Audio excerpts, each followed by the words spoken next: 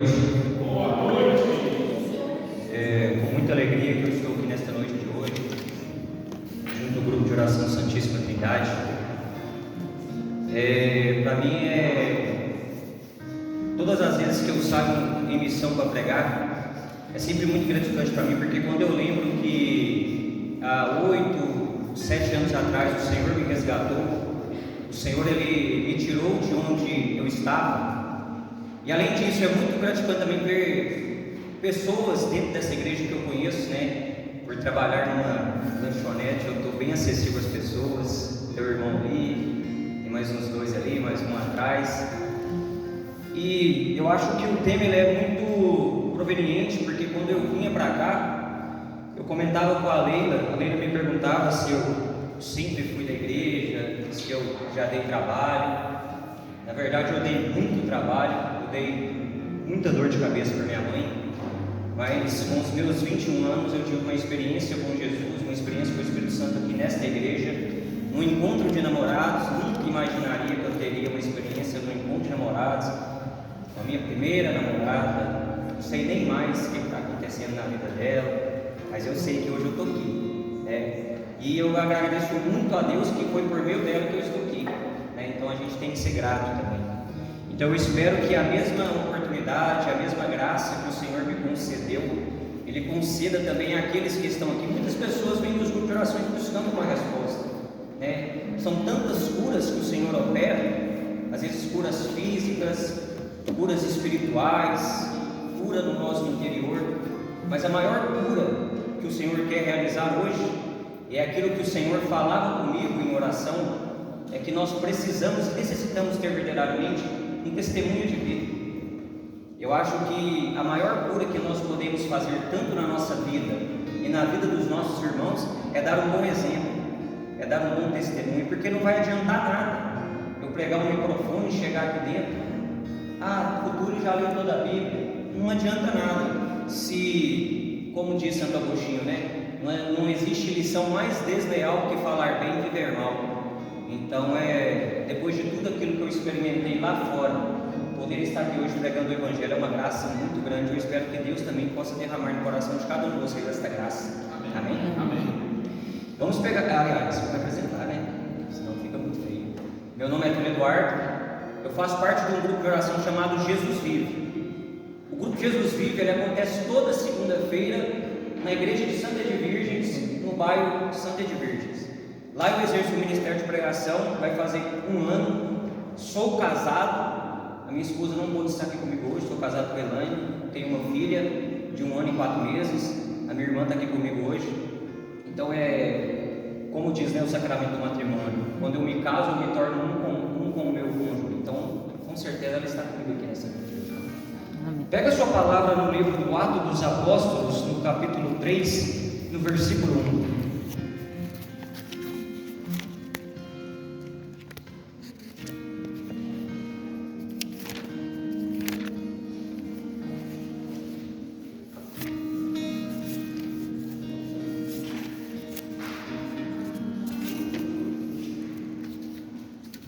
Amém ou misericórdia? Na Bíblia da Ave Maria, a página é 1416. Isso. Atos dos Apóstolos, capítulo 3, versículo 1. Bíblia da Ave Maria, página 1416.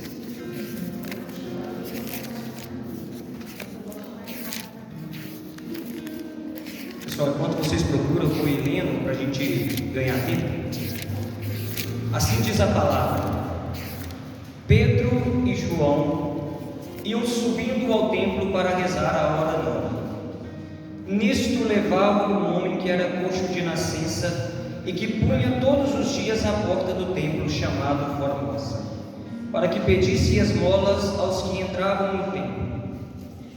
Quando ele viu que Pedro e João iam entrando no templo, implorou a eles uma esmola. Pedro fitou neles os olhos, como também João, e disse: olha para nós. Ele os olhou com atenção, esperando receber deles alguma coisa. Pedro, porém, disse: não tenho ouro nem prata, mas o que tenho eu te dou. Em nome de Jesus Cristo Nazareno, levanta-te e anda. E tomando-o pela mão direita, levantou. Imediatamente os pés e os tornozelos se lhe firmaram. Deu um salto, pôs-se de pé e andava. Entrou com eles no templo, caminhando, saltando e louvando a Deus. Todo o povo viu andar e louvar a Deus. Reconheceram ser o mesmo coxo que se sentava para mendigar à porta formosa do templo, e encheram-se de espanto e pasmo pelo que lhe tinha acontecido. Como ele se conservava perto de Pedro e João, uma multidão de curiosos afluiu a eles no pórtico chamado Salomão. Palavra do Senhor. Graças a Deus. Vamos aplaudir esta palavra que cura, que liberta, que transforma.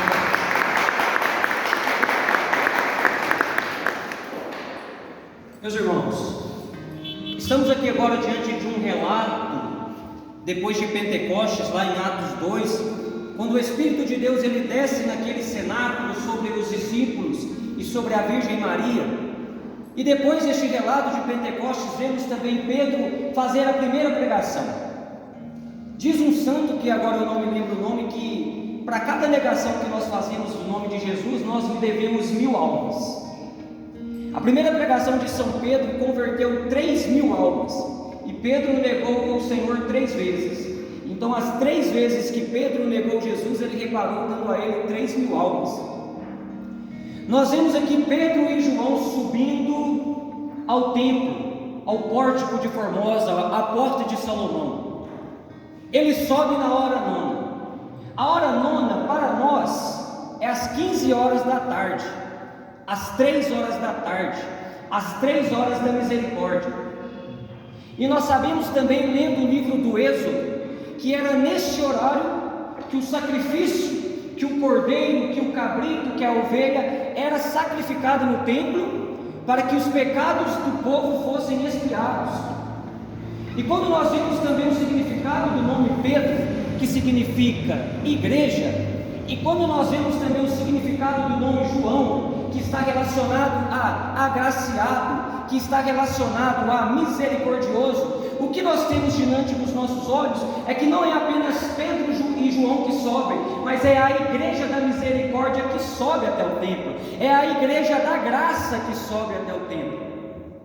Era costume dos enfermos se colocarem diante da porta do templo, porque os judeus, eles eram generosos em questão financeira, em questão de dinheiro.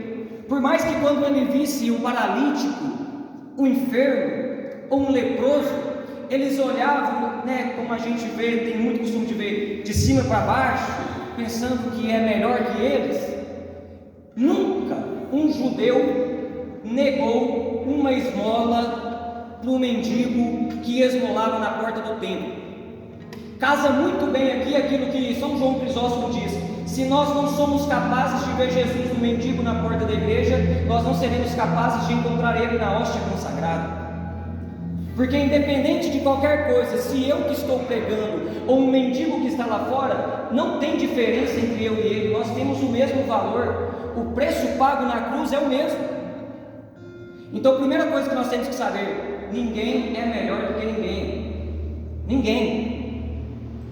Então Pedro sobe com João, a igreja da misericórdia, ela sobe até o templo, e esse pórtico de Salomão era onde os judeus se reuniam, e lá Jesus também se reúne. E esta cura do coxo, a cura do enfermo, é a primeira cura relatada na história da igreja antiga. A primeira cura que aconteceu foi a cura de um coxo. Pedro fita os olhos neste enfermo e diz a ele: eu não tenho ouro, eu não tenho prata, mas o que eu tenho eu te dou. Levanta e anda em nome de Jesus. A primeira coisa que nós precisamos saber: o que é que você tem? Porque ninguém dá aquilo que não tem. Pedro, não sei se vocês conhecem os relatos bíblicos, mas São Pedro, antes de Pentecostes, ele é de temperamento sanguíneo. O temperamento sanguíneo, que é também o meu temperamento, é um temperamento de uma pessoa que ela não consegue firmar muito aquilo que ela fala. É uma luta inconstante que a gente tem que travar. Nós percebemos isso quando Pedro diz: Jesus, eu vou contigo até a morte se preciso for. E Jesus dá aquela invictiva a ele: quando o galo, antes do galo cantar 3 vezes, você me negará. É típico do temperamento sanguíneo querer fazer algo, mas na hora que necessita fazer outro. Pedro, por mais amante, por mais desejoso, por mais amante que ele fosse de Deus, ele ainda era um homem medroso. Foi necessário somente, aprenda isso, se não for por meio da pessoa do Espírito Santo, ninguém faz nada de bom dentro da igreja. Ninguém. Você pode pregar mais bem que for, você pode ter uma oratória excelente, você pode cantar uma maravilha, você pode pôr a mão sobre alguém e orar sobre ela, essa pessoa for curada. Se você não for cheio do Espírito Santo de Deus, não adianta nada. Nada. Não se engane. Uma pessoa não é de Deus só porque ela tem alguns dons. Não se engane. O demônio também pode realizar prodígios. Como é que o demônio tentou Eva e Adão? Ele fez com que uma cobra falasse. Existe na história da igreja uma história de que uma moça, ela tinha uma irmã, uma freira, ela tinha muitos dons espirituais. Onde ela colocava a mão, o demônio saía. Onde ela impunha a mão, as pessoas eram libertas. Os bispos, os padres iam até ela para pedir conselho, para pedir isso e acolá. Pensava, é uma santa de 7ª morada. Aí, o diretor espiritual de Santa Teresa de Jesus olhou para ela e falou: ela não tem virtude suficiente para exercer esses dons. Ele chegou até ela, repreendeu o demônio e todos os dons cessaram. E ela contou que havia feito um pacto com o demônio para que fosse conhecida dentro da igreja. Existe também uma história de que o Papa da época de São Felipe Neri, ele ouviu falar que tinha uma mulher também, novamente uma freira, com os mesmos dons espirituais. O Papa da época mandou São Felipe Neri até lá, falou: Felipe, vai lá e averigua isso para mim. O que é que Felipe fez? Felipe foi, só que foi descalço, ele foi sem sapato nenhum. Chegou lá, perguntou uma pessoa: tal, é você que está fazendo esses milagres? É você que opera isso e aquilo? Ela falou assim: é, só eu mesmo. Aqui, nessa resposta que ela deu, já tinha mostrado tudo. Ele falou só assim: ah, que bom, eu fiz uma caminhada muito longa, será que você podia lavar meus pés? Ela olhou para ele e falou assim: você sabe quem eu sou? Você sabe com quem você está falando? Aí São Felipe Neri disse: eu sei sim, muito obrigado. Voltou e disse: pode colocá-la em uma clausura, porque não é Deus que opera por meio dela, é o demônio. Mas está cheio de gente dentro da igreja, tirando a glória que é de Deus e pegando a glória que é de Deus para si. Quando nós continuamos esta leitura, aqui no Atos dos Apóstolos, no capítulo 3, no versículo 12, e também no versículo 16, a todo instante Pedro não pega a glória para ele. A todo instante Pedro diz: por que olhais assim para mim? Por acaso este homem que foi curado pelo meu próprio poder? Não foi em nome de Jesus que este homem foi curado? E lembra aquilo que Isaías dizia lá na sua profecia, no capítulo 42: eu sou o Senhor Deus sem rival, não cedo a minha glória a ninguém. Pedro tinha isso na sua consciência, porque quando uma pessoa ela é cheia do Espírito Santo, ela é inteiramente cheia de humildade. E quanto falta essa virtude em nosso meio? Se você não tem humildade, meu irmão, você não agrada a Deus em nada. Não agrada. Eu fico me perguntando, como é que pode A gente liga na televisão, tem aqui povo, vem de cima em cima, ungido, R$1.000. Aí a moça vai, senta, põe os pezinhos para cima, toque no meu pé e você vai ser curado. Meu irmão, você acha que é o Espírito Santo de Deus que está falando por meio de uma pessoa dessa? Você acha que o Espírito Santo de Deus ele é um palhaço para ficar brincando com a dor dos outros, com a dificuldade dos outros? Beleza. Como que você tem sido? Tanto os servos deste grupo de oração, quanto vocês que estão aqui me ouvindo. São Bernardo de Claraval, no livro A Alma de Todo Apostolado, ele vai dizer assim, ó: antes de você ser canal, seja reservatório, porque dentro da igreja tem muito canal e pouco reservatório. O que São Bernardo de Claraval está querendo dizer? É porque assim, a gente está querendo ajudar todo mundo, ok, tá certo, é isso mesmo que a gente tem que fazer, mas a gente está cuidando de todo mundo e está esquecendo de nós mesmos. E quando eu falo que a gente está esquecendo de nós mesmos, eu estou falando que a gente está esquecendo de cuidar da nossa vida interior. Porque que para eu dar algo a alguém eu tenho que ter aquilo. E quando São Bernardo de Claraval ele diz que eu tenho que ser reservatório, o reservatório ele só dá aquilo que transborda para fora. É somente quando está escoando que o reservatório cede alguma coisa. Aí muitas pessoas vazias de si mesmo, querendo dar ao outro alguma coisa, sendo que ela mesma antes de tudo não teve uma experiência com Deus. O mesmo São Bernardo de Claraval ele nos ensina: o demônio nos engana pelo sagrado. O que ele quer dizer com isso? O demônio, meu irmão, ele não está interessado se você está dentro da igreja, em algum ministério há 10, 20, 30, 40 anos. Ele não está interessado nisso. O demônio ele não quer saber se você está rezando o seu rosário ou se você está rezando o seu terço todo dia, não. O demônio não está preocupado se você está pagando o seu dízimo, não. Sabe por que o demônio está preocupado disso? Porque você faz tudo isso sem propósito nenhum. Se o terço que você reza, a Bíblia que você lê, a missa que você assiste, a Eucaristia que você comunga não te modifica, alguma coisa está errada. E Santa Teresa de Jesus ela nos ensina: se nós comungamos e não mudamos, o defeito está em nós, não está na Eucaristia, porque a Eucaristia ela é o próprio Deus. Então, quando você faz tudo isso de uma forma exterior, o demônio ele não está preocupado, meu irmão. Não está. O demônio está preocupado com quem faz isso tudo e tem propósito.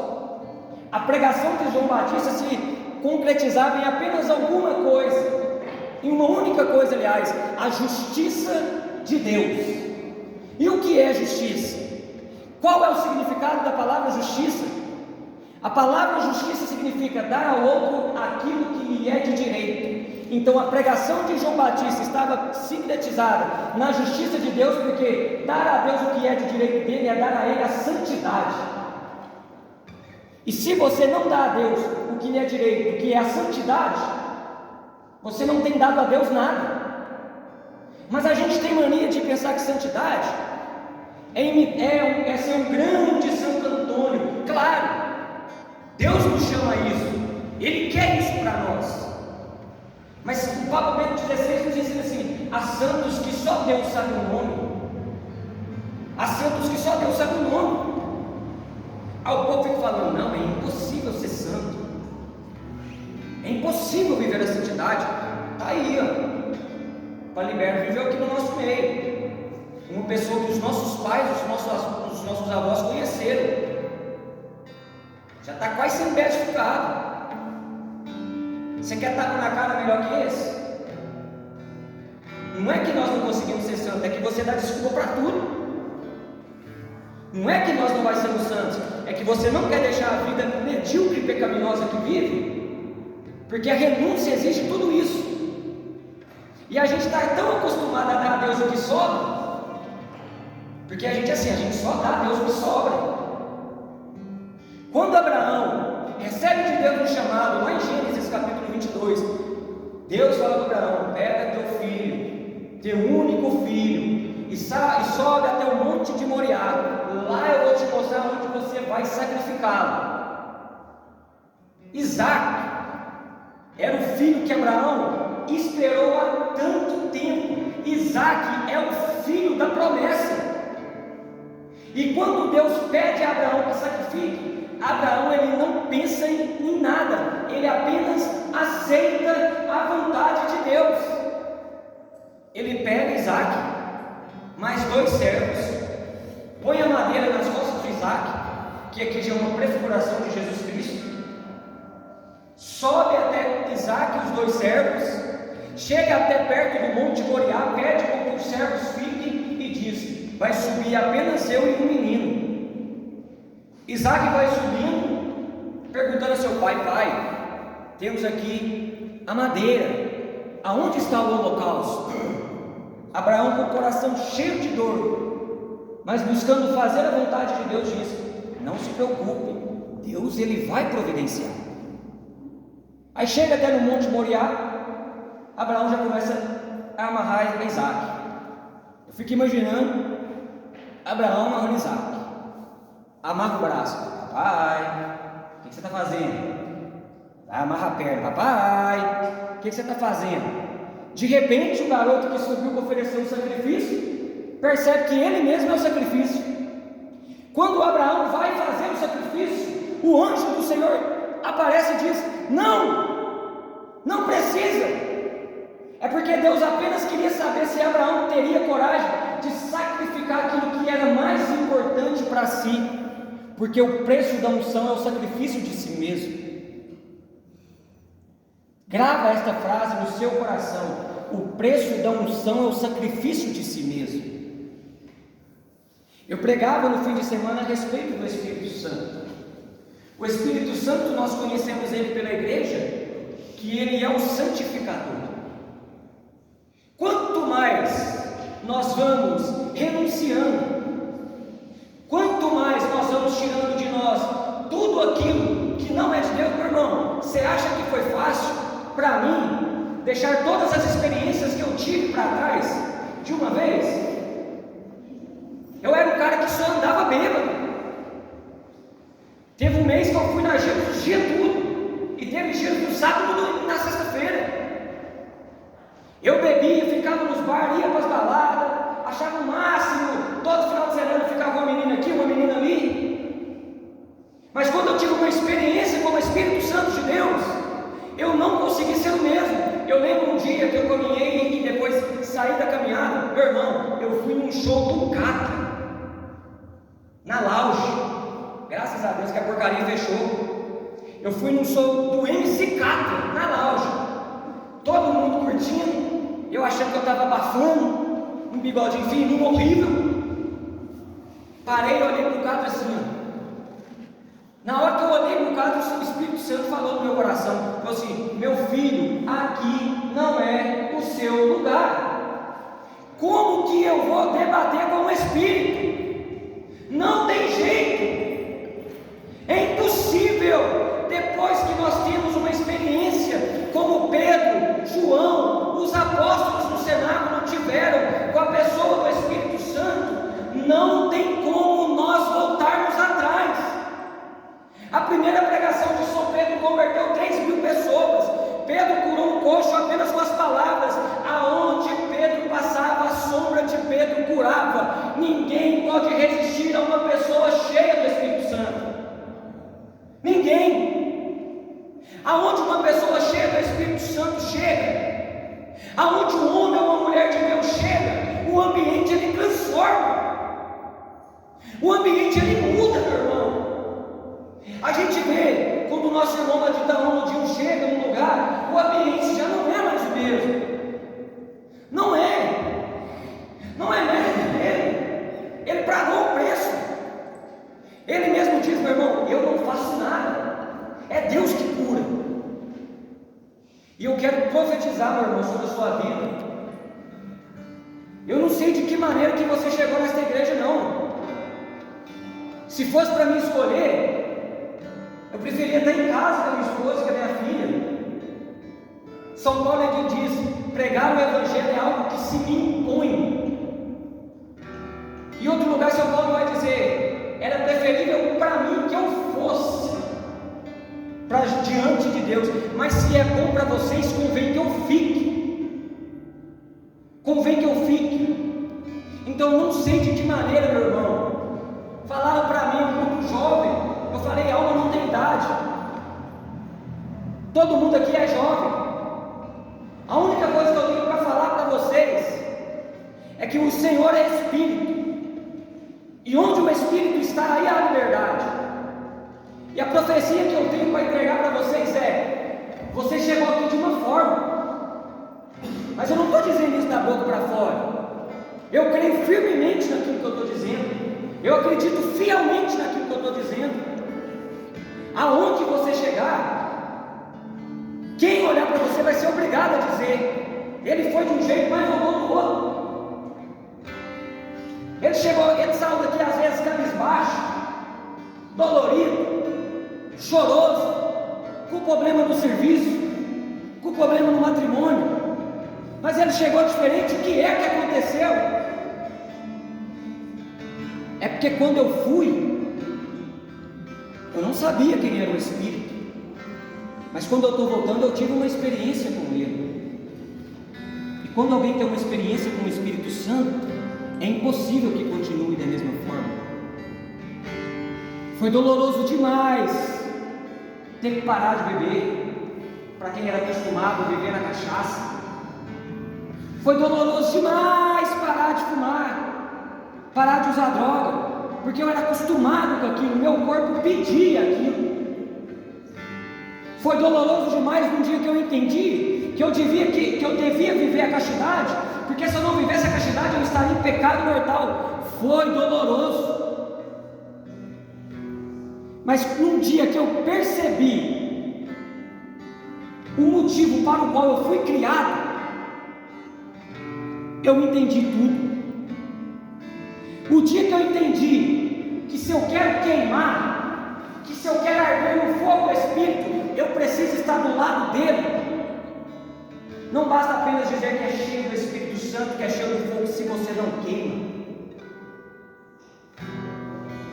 Se Jesus não for a vida das minhas obras, se Jesus não for a minha vida, eu estou apenas preenchendo um lugar no banco da igreja.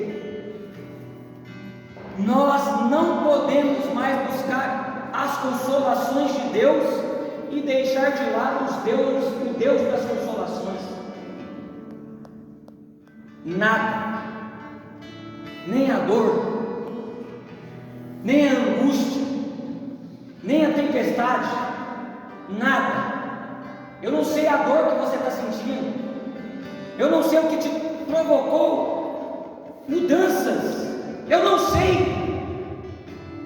Eu apenas sei que existe um Deus, e este Deus ele é todo poderoso. Meu irmão, a maior obra de Deus não é a criação do mundo. A maior obra de Deus é a remissão da sua alma. É maior alegria para Deus um pecador que se arrepende do que a criação de todo mundo. Da mesma forma que o Espírito Santo usou aquele homem para curar o coxo, o Espírito Santo quer curar você também nessa noite. O Espírito Santo ele quer curar. E eu sou ousado, ele não apenas não quer, ele vai curar. Ele vai curar. Porque nós que estamos aqui reunidos, nós somos o corpo místico de Cristo. Nós somos a igreja de Cristo. E onde a igreja de Cristo está, está todos os dons, está todos os carismas. Chega. Este coxo que estava doente há muito tempo na porta desse templo, era eu e era você. Era eu e era você. Mas a mesma coisa que Pedro e João disse, eu digo para você: eu não tenho ouro, eu não tenho prata, mas o que eu tenho eu vos dou. Levanta e anda em nome de Jesus Cristo. Porque hoje eu posso dar aquilo que eu tenho. Hoje eu tenho Jesus. Hoje eu tenho o Espírito Santo. Hoje eu entendi tudo aquilo.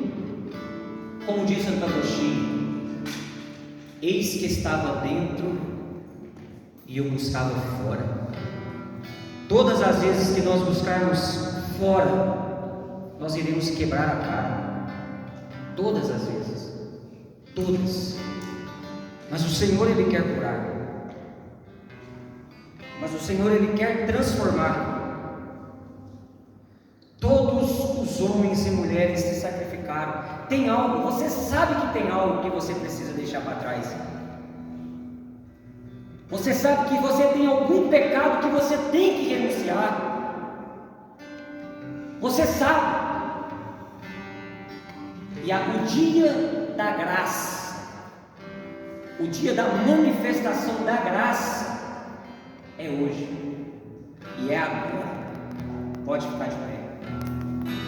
Pode ficar de pé, porque a gente vai orar. Mas eu não quero ouvir da sua boca apenas palavras que saem sem sentido. Eu quero ouvir da sua boca palavras de um coração desejoso de Deus. Eu quero ouvir da sua boca. Pode começar dizendo com a sua voz, com a sua oração, meu irmão.